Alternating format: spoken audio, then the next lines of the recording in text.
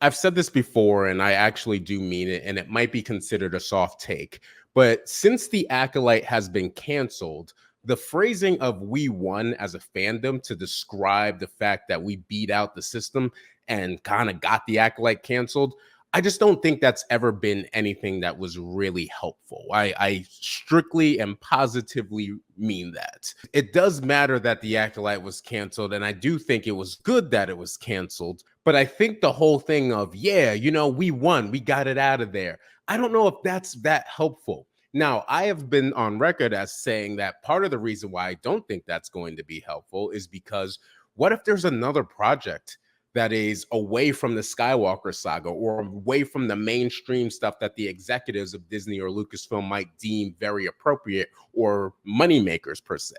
What if there's somebody who just has a project that is actually really good, but they don't really get the kind of look that they might have needed to get because of what happened to The Acolyte? I do worry about that. That is something that can happen. Sometimes the thing that opens the door can lead everybody through, but sometimes there's a thing where somebody opens a door and then they shut it right behind them because of things that they might have done. We've seen examples of this in a variety of different kinds of media. That being said, the response to The Acolyte being canceled from people who did love it, that also doesn't make a lot of reasonable sense in the grand scheme of things. I mean, yes, there were absolutely trolls and there were racists and there were people who were misogynistic when it came to that. But that's a small section. I really do feel that way. That's a smaller section than I think the greater media wants everybody to believe it is. There are a lot of people who want to make it seem like that's the entire fandom. And it's like, well, that's just not true. In fact, in many ways, they contradict themselves when they do say that stuff. But there definitely are people like that who exist. However, there's a lot of people like me who gave a fair and balanced critique. I think there are some parts of The Acolyte that are cool, that I've actually have no problem saying are cool. In fact, I gave a critique of the story that was in The Acolyte that if they would have just gone with that would have been a much better situation. I'll link to that below, but I already did a whole live stream talking about that. I mean, there were tons of people like myself who found cool moments within The Acolyte, but also found the entirety of it to be lacking. So if we think about it in the way that people who love the show and certain media outlets that have tried to attack fans are thinking, does that now make me a problem too because I gave it a critique? Like it just we have to be very careful with how we go about trying to do these things. And it kind of takes me to this CBR article, and I'll always give the credit, by Jeremy Dick, where it's basically talking about the renewal petition that is picking up in order to try and save The Acolyte. And if you don't know what the renewal petition is, on change.org, there is a petition to renew The Acolyte, and it currently has 51,101 signatures of this as of this video, and I'm sure it'll pick up. But that is what they're talking about in terms of the renewal petition. And I believe beforehand, before this article came out, it was around the 40s, and then it just ended up coming back. But here's the thing about it. When you have something like this, where now there's so many people saying that The Acolyte didn't get a fair shake, it didn't get a fair chance, and the reason is because of the trolls and it's because of the backlash, I don't think that's the right way to go about it. I really don't. And there are certain things within this specific article that I think are very interesting to kind of look at. First being, the quote of "The Acolyte opened the doors for so many Star Wars fans, new and old, to feel seen." What does that actually mean? Like, really, honestly, in the grand scheme of things, what does that actually mean? I'll give you a case in point. I and anyone who's seen me or seen me before when talking about Star Wars, I absolutely adore the character of Finn, played by John Boyega. I think Finn didn't get a fair shake, but I absolutely adore the character to the point where I have a whole members only video talking about the reasons why and the ins and outs of why I think he got pretty much not a fair shake in the grand scheme of things. But nevertheless, I look at Finn as a great character because I think that there was a lot of potential there, and I think that he was cool, and I think John Boyega played him with a certain level of swagger that made it like, man, I could see that guy being the next Han, right? And it kind of looked like that's where they were going, and then they kind of pulled back. That being said, I don't ever think I looked at Finn and was like, man, he's cool because he's black, or he's a great character because he's black. It never crossed my mind. I didn't think like that. I didn't have that kind of mindset when it came to him. But to be fair, 10-year-old me, 10-year-old me probably would have looked at Finn and been like, man, he's black. That's cool, as well as some of the other things. So I am one of those people that absolutely understands the effect that diversity can have and the changes that diversity can make on somebody who is maybe a little bit younger, who may be a little bit more impressionable. I think that does matter.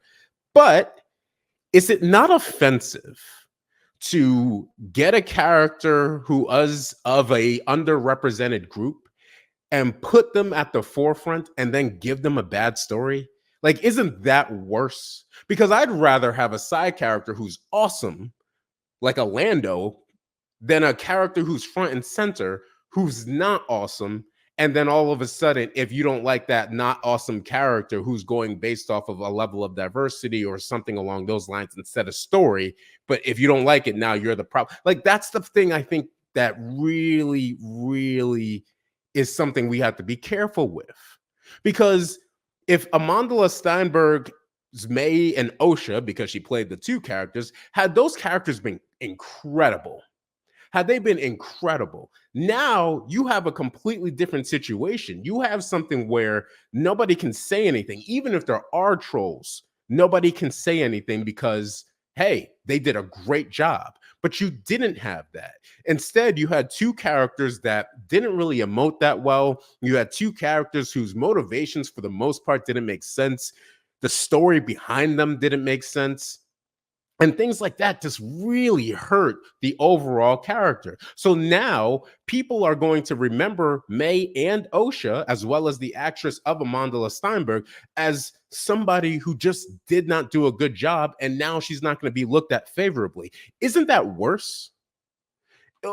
Right? Like, that's maybe I'm alone here. Maybe it's just me. Maybe I'm talking and I'm just saying whatever. But I don't think that's a good idea. At least with Finn, we all look at Finn and go, yeah, you could see where the writing failed him, because John Boyega was acting. He was putting in the work. I didn't have any problem with his character. Rose Tico, I didn't have a problem with her character either. But her writing failed her, as well as the writing failing Finn.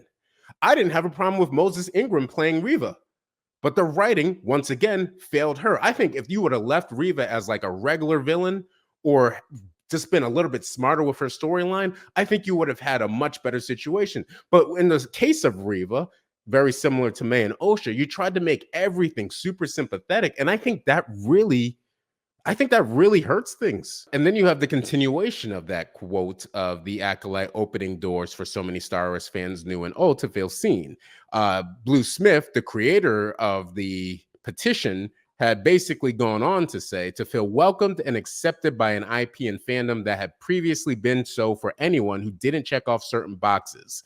Not only that, but the Acolyte became a beacon of representation that many fans have felt was lacking in the Star Wars universe for decades. Cool. I understand that. But it was also really bad, right? So are we only going to give it good remarks because it's diverse? That's the problem I have. That's the thing I don't understand. Like, all right, so it has a diverse cast. There's different people that look like different people, but it's bad.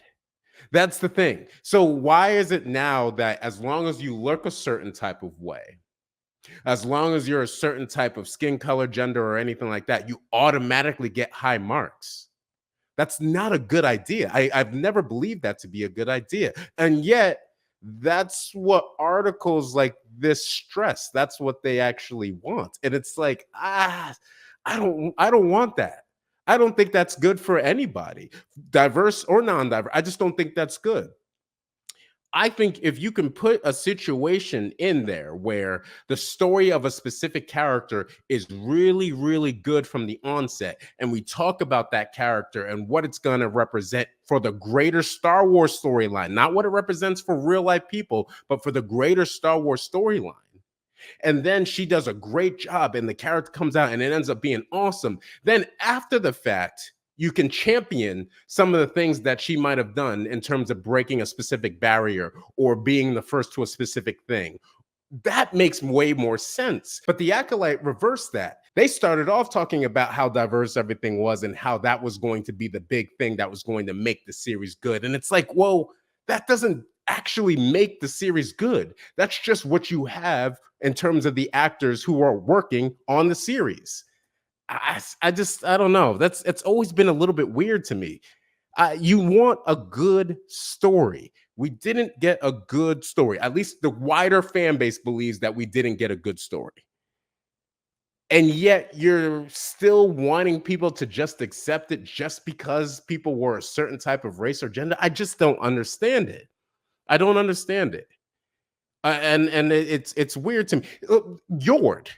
Yord wasn't a great character, but the thing I've always given Yord credit for, Yord being the Jedi and the Acolyte, the thing I give him credit for is that he stuck to the type of acting that he wanted to stick to when it came to trying to display what a Jedi might actually be in terms of somebody who's trying to stay noble and be a rule follower and just be a little bit more rigid. He played that pretty well, all things considered.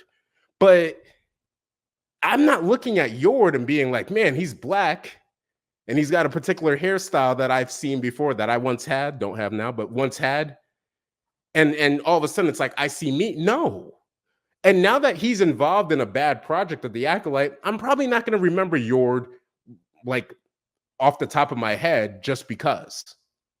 It's I don't know. Maybe it's just me. Maybe it's just me. But I think that going forward, Star Wars really should continue to focus on diversity. But I think focus on the story first. I don't think there's anything wrong with saying that. I really don't.